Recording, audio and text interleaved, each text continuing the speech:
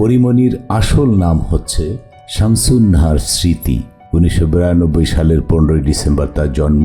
যিনি পরিমণি নামেই অধিক পরিচিত এবং একজন বাংলাদেশি চলচ্চিত্রের মডেল ও অভিনেত্রী। 1915 সালে ভালোবাসা সীমাহীন চলচ্চিত্রের মাধ্যমে তার বড় পর্দায় অভিষেক হয়। তবে রানা প্লাজা ছবিতে চুক্তিবদ্ধ হয়ে তিনি আলোচনায় আসেন। তার অভিনীত উল্লেখযোগ্য চলচ্চিত্র হল প্রণয়ধর্মী আরো ভালোবাসবো তোমায়, লোক কাহিনী নির্ভর মহুয়া সুন্দরী এবং অ্যাকশনধর্মী রক্ত।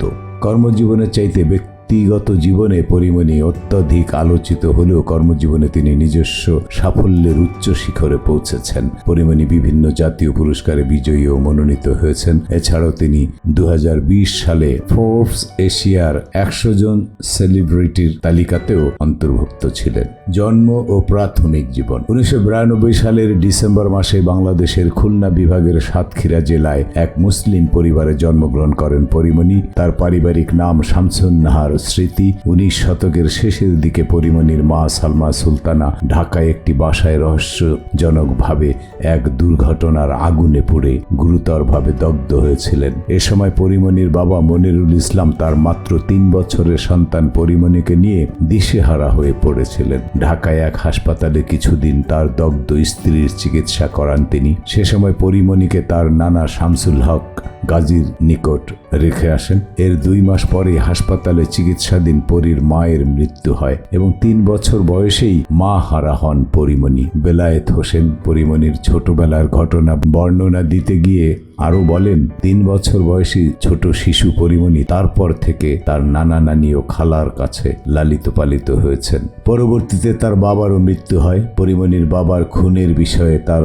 ছোট খালা তসলিমা পাপিয়া ব্যাখ্যা করে বলেন, পরিমণির বাবা মনিরুল ইসলাম ছিলেন নড়াইল জেলার লোহাগড়া উপজেলার পুলিশ কনস্টেবল। 2020 সালে কোনো একটি সুনির্দিষ্ট কারণে তার সেই চাকরি চলে যায় এবং তখন থেকেই তিনি গ্রামের বাড়িতে থেকে ব্যবসা করতেন। তসলিমা পাপিয়া আরো বলেন, তিনি শুনেছেন হয়তো সেই ব্যবসায়ী বিরোধী নিয়ে প্রতিপক্ষের লোকজন মনিরুল ইসলামকে কুপিয়ে হত্যা করেছিল। ছোট্ট পরিমণি বড় হয়েছেন পিরোজপুরের নানা শামসুল হক গাজীর নিকট। পরিমণির নানা নানি দুজনেই ছিলেন স্কুলের শিক্ষক শিক্ষিকা। তিনি তার মাতৃশিক্ষায়তন সহ মাধ্যমিক এবং উচ্চ মাধ্যমিক শেষ করেন পিরোজপুরে। তিনি তার স্নাতক শিক্ষায় প্রথমে বঙ্গবন্ধু শেখ মুজিবুর রহমান ডিগ্রি কলেজে ভর্তি হয়েছিলেন, তবে শিক্ষা গ্রহণ শুরু করেননি। এ কলেজের অধ্যক্ষ জাহাঙ্গীর কবির জানিয়েছেন যে স্মৃতি 2011 এবং 12 সাল নাগাদ ভগীরথপুর মাধ্যমিক বিদ্যালয় থেকে জিপিএ 3.5 পেয়ে ভর্তি হওয়ার জন্য এলেও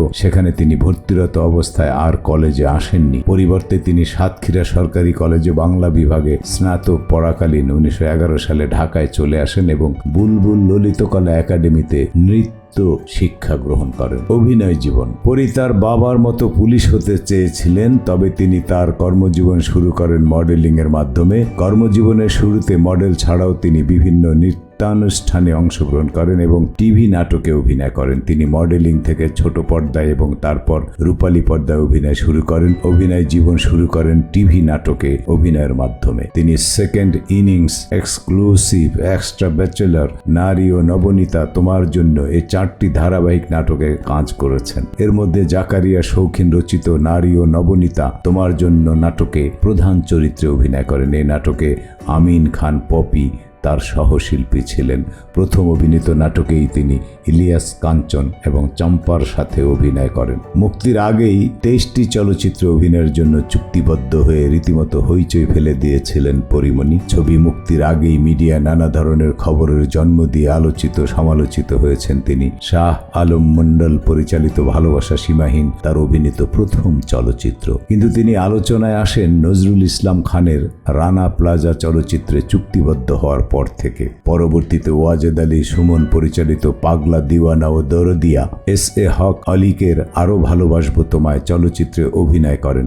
2015 সালে মুক্তিপ্রাপ্ত তার অন্যান্য উল্লেখযোগ্য চলচ্চিত্রগুলো হলো মন জোড়ে তুই, লাভার নাম্বার 1, নগর মাস্তান, মহুয়া সুন্দরী। 2016 সালে মুক্তি পায় মন জানে না মনের ঠিকানা, পুড়ে যায় মন, ওয়াজেদ আলী সুমনের অ্যাকশন ধর্মী রক্ত এবং শফিক হাসানের ধূমকেতু।